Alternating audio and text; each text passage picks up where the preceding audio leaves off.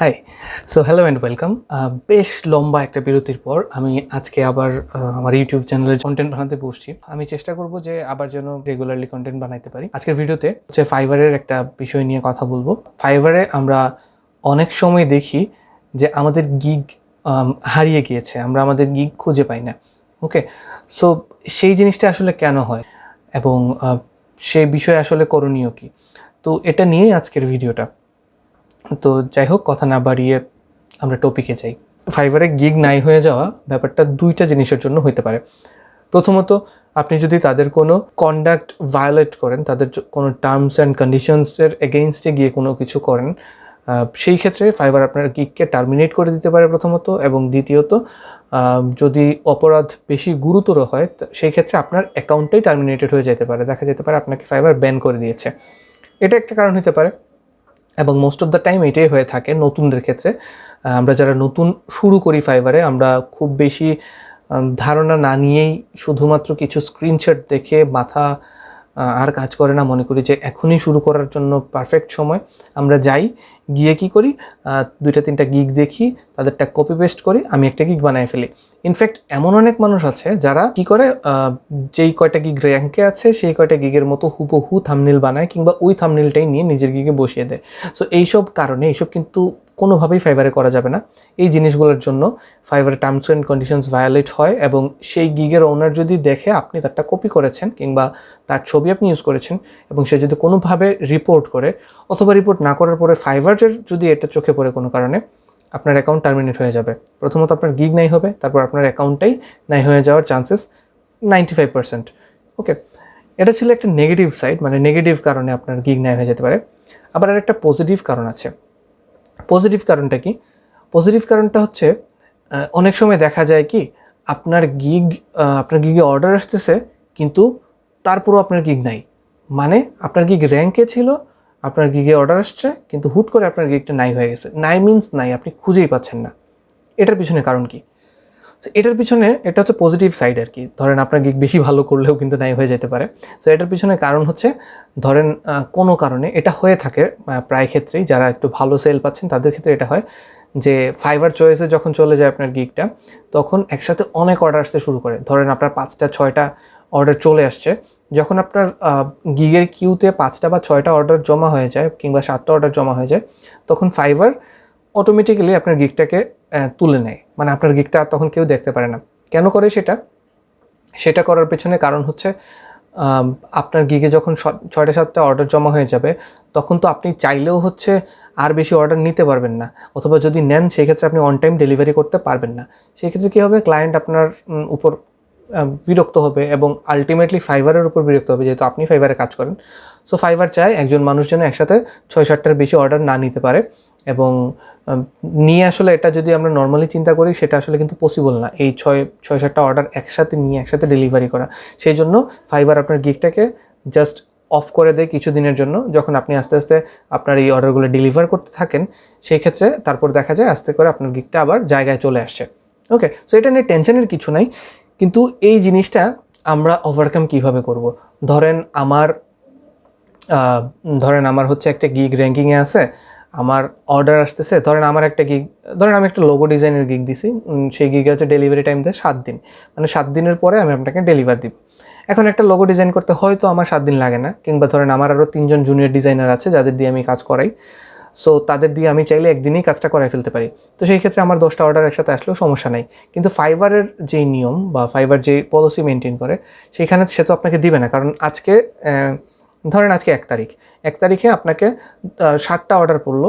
So আপনার প্রত্যেকটা অর্ডারের ডেলিভারি ডেটই হচ্ছে 7 দিন।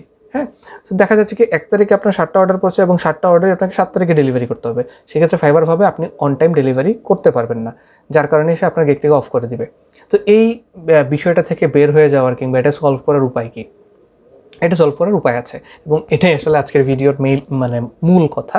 আমি এটা বলার জন্যই ভিডিওটা বানাচ্ছি। সো বিষয়টা হচ্ছে, আপনারা যদি অন্যান্য সেলারদের প্রোফাইল ঘুরে থাকেন, সেই ক্ষেত্রে দেখবেন যে সে সব সেলারের সব গিগ তো আর ক্লিক করে না, তাই না? ধরেন একটা সেলারে যদি 5টা গিগ অন থাকে, সেই ক্ষেত্রে দেখবেন 1টা কিংবা 2টা গিগের মধ্যে একটু ভালো সেল আসতেছে। বিশেষ করে যেটা হয় 1টা গিগই হচ্ছে সব থেকে বেশি সেল আসে। তো আপনারা খেয়াল করলে দেখবেন যেই গিগে তার সেল আসতেছে, সে ওই ক্যাটাগরির কিংবা ওই ক্যাটাগরির আশেপাশের কোনো একটা ক্যাটাগরি দিয়ে আরেকটা গিগ বানায় রাখে। বুঝতে পারছেন? ধরেন আপনার লোগো ডিজাইন নামে একটা গিগ আছে, সেই গিগে ধরেন আপনার 30টা রিভিউ আছে, সেই গিগে আপনার রেগুলার সেল আসতেছে। সো 30টা রিভিউ আছে, রেগুলার সেল আসতেছে, সেই গিগটা আপনার কিন্তু ফাইবার চয়েসে চলেও যাইতে পারে, যেহেতু যদি সব পজিটিভ রেটিংস থাকে এবং অন টাইম ডেলিভারি থাকে। তো সেই ক্ষেত্রে যেই সেলারের এরকম একটা কন্ডিশন আছে, সে কী করে, সে হচ্ছে সেই লোগো রিলেটেডই আরেকটা গিগ বানায় ফেলে। কেমন? ধরেন আপনার একটা গিগ আছে যে I will create a logo for you বা ফর ইউর কোম্পানি। সেই ক্ষেত্রে সে আরেকটা কাজ কী করতে পারে, I will create a signature logo for your company, I will create a minimalistic logo for your company, I will create a vintage logo for your company. এই ধরনের নাম, একটু ডিফারেন্ট নাম দিয়ে সে আরেকটা গিগ ক্রিয়েট করে। এবং সে কী করে জানেন? সে হচ্ছে যে যখন তার গিগটা র্যাঙ্কিংয়ে চলে যায়, যখন তার গিগটা ফাইবার চয়েসে চলে যায়, তখন মানুষজন তাকে মেসেজ করতে থাকে এবং সে কাস্টম অর্ডারটা যখন পাঠায়, তখন যেই গিগের থ্রুতে আপনার কাছে কাস্টমারটা আসলো, তাকে সেই গিগটা সিলেক্ট করে কাস্টম অর্ডার না দিয়ে, যেই গিগটা তার বানানো আছে সেম ক্যাটাগরিতে, সে ওই গিগটা সিলেক্ট করে তাকে কাস্টম অর্ডার পাঠায়।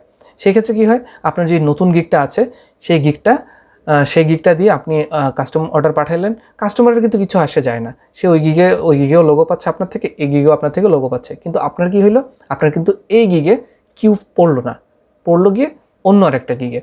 সো দেখা যাচ্ছে এখানে আপনি যদি 60টা লিমিট থাকে আপনার, যে আপনি 6টা বা 7টা হলে গিগ নাই হয়ে যাচ্ছে, সেই ক্ষেত্রে আপনি কী করতে পারেন, 4টা অর্ডার ওই গিগে নিলেন, এদিকে আরও 6টা অর্ডার নিলেন, আপনি দেখেন আপনি 3টা অর্ডার বেশি নিতে পারতেছেন, কিংবা 4টা। এভাবে আপনি যদি ডিস্ট্রিবিউট করে ফেলেন, তাহলে আপনার জন্য এটা ইজি হয়।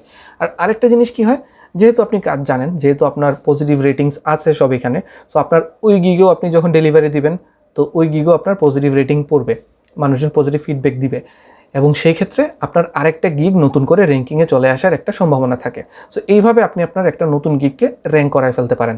একসাথে আপনার দেখেন 2টা জিনিস হইলো, এক, আপনার বেশি অর্ডারের জন্য গিগ ফাইবার তুলে নিতে পারলো না, 2, আপনার অন্য একটা নতুন গিগ র্যাঙ্কিংয়ে চলে আসলো একটা পুরাতন গিগের থ্রুতে।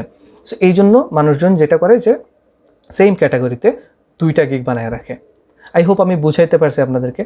এবং এটা করলে আপনার প্রোফাইলের জন্য ভালো, কারণ আপনার প্রোফাইলে একাধিক গিগ হচ্ছে, তখন পজিটিভ ফিডব্যাক নিয়ে থাকবে। এবং যদি কোনো কারণে আপনার প্রথম যে গিগ, আপনার ধরেন 30টা-35টা রিভিউ ছিল, এটা যদি কোনো কারণে ফল করে, আরেকটা গিগ কিন্তু আপনার ব্যাকআপ হিসেবে আছে, সেই গিগটা তার র্যাঙ্কিংয়ে আস্তে আস্তে চলে যাবে, কারণ ওখানেও পজিটিভ রেটিংস আসতে শুরু করেছে। সো আজকের ভিডিওর এটাই ছিল আমার মূল কথা। এইভাবে আপনারা আপনাদের গিগটাকে র্যাঙ্ক করায় ফেলতে পারেন এবং গিগ নাই হয়ে যাওয়া থেকে বাঁচাইতে পারেন। আই হোপ এটা আপনাদের একটু হইলেও কাজে আসবে। আর আমি দেখি নাই কেউ এইভাবে এই ধরনের টিপস শেয়ার করতে, যারা হচ্ছে গুরু আছে, তারা এগুলোকে প্রো টিপস বলে এবং পেইড টিপস বলে। সো আমার কাছে মনে হয় না টিপস পেইড বলতে কিছু হয়। আর আপনারা যদি আমার এই ভিডিও দেখেন, তাহলে আমাকে ইউটিউব রেভিনিউ দিবে। সো আমিও সামহাও এখান থেকে বেনিফিটেড হচ্ছি। তো আশা করি আপনাদের ভিডিওটা উপকারে আসবে, এবং যদি উপকারে আসে তাহলে প্লিজ এটা শেয়ার করবেন সবার সাথে। এবং আপনি যত বেশি জানবেন, যত বেশি জেনে মার্কেটে কাজে আসবেন, ততই হচ্ছে মার্কেটের জন্য ভালো, আপনার জন্য ভালো। ঠিক আছে? তো আশা করি এরকম আরও হেল্পফুল টিপস নিয়ে আমি সামনে আবার আসতে পারবো আপনাদের সাথে নতুন কোনো ভিডিও নিয়ে। সেই পর্যন্ত সবাই ভালো থাকবেন, সুস্থ থাকবেন, এবং আমার চ্যানেলটাকে সাবস্ক্রাইব করবেন, লাইক করবেন, ভিডিওগুলোকে শেয়ার করবেন, এবং কমেন্ট করে জানিয়ে দিবেন কিভাবে আর কি হেল্পফুল টিপ নিয়ে আমি আপনাদেরকে সাহায্য করতে পারি আপনাদের ফাইবার চলার পথে। ওকে, টিল দেন সবাই ভালো থাকবেন। টাটা।